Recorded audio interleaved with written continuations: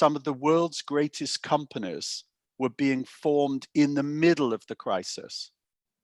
And that's your opportunity. And that's why I think LATOKEN can be helpful, because it will be hard to raise money.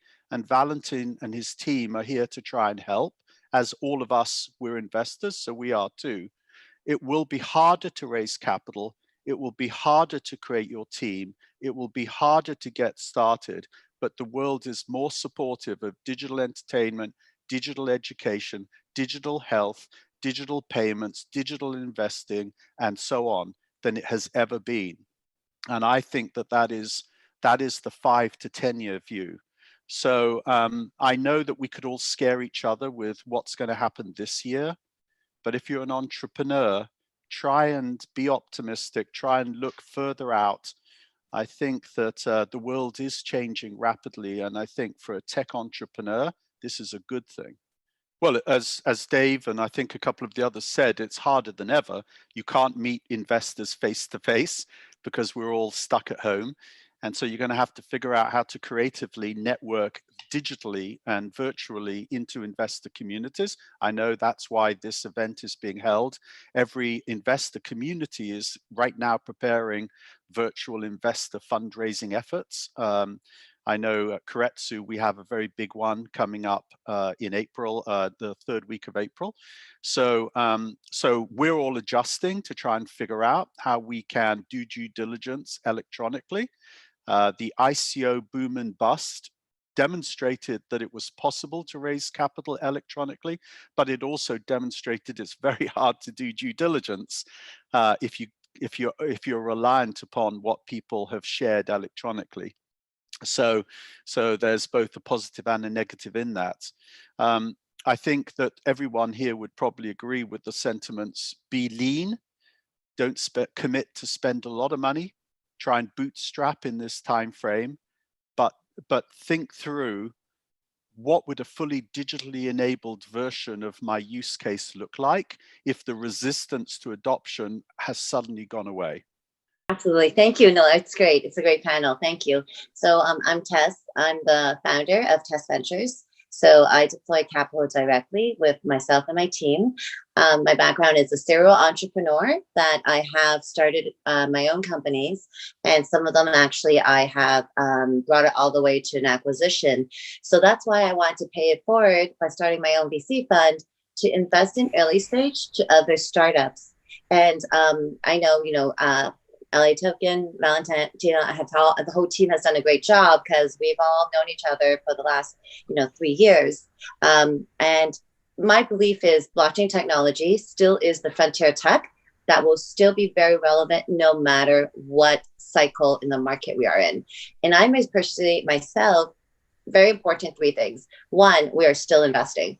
And the reason why is last year already seen the high valuation was due for a correction. So I have already been selectively investing into companies that I feel actually had real technology, real product, and also be able to try to capture the value in the investing cycle where I feel as an investor, the upside is still very good. However, directly being able to add extreme value to the startup. An example of that is why I say I am still investing. Myself and my circle of high net worth and ultra high net worth friends and contacts combined with family offices is they're the ones that I personally have went to school with here in Silicon Valley, at Stanford, or at other areas that we've had trust in. So they don't have the traditional access as the traditional VCs to the point that you were making earlier. But what they do have is the trust in specific individuals who many times are advisors to startups that can help them do the due diligence, especially if they themselves are investing. So my personal model at Tess Venture is I would help a company and I would do due diligence and help them increase their value by being an advisor first. Then I would invest my own money and introduce them to a circle of other investors. So an example of that is a blockchain technology company that they just closed their seed round in the last 2 months.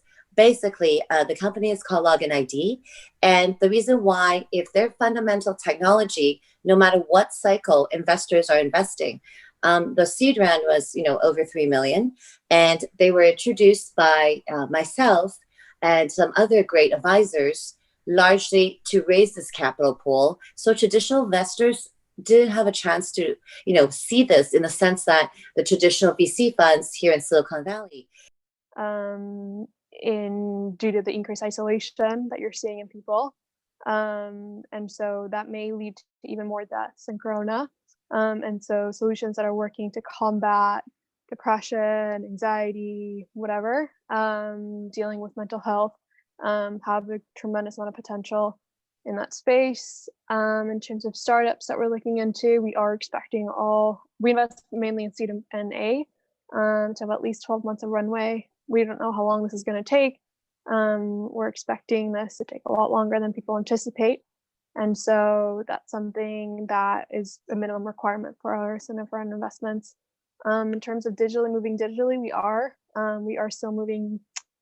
Prior to Corona, we were making about an investment a week. Nowadays about half of that investment every other week, of which we know we don't require in-person meetings anymore. We've moved entirely digitally. So Zoom has been a big friend of ours. And so that's kind of another thing to note. What else can I think of? I think we're still active. We're still investing. We have seen a couple of deals fall through because a couple of funds are unaware, are concerned about what the repercussions are going to be, how long this is going to last for. However, I've seen in investing kind of in the real deep tech, deep science companies, exactly, no more Me Too therapies, no more Me Too startups, but companies that are working on something that's really novel, revolutionary, and transformative are the kinds of companies that we think are going to prosper as much as possible.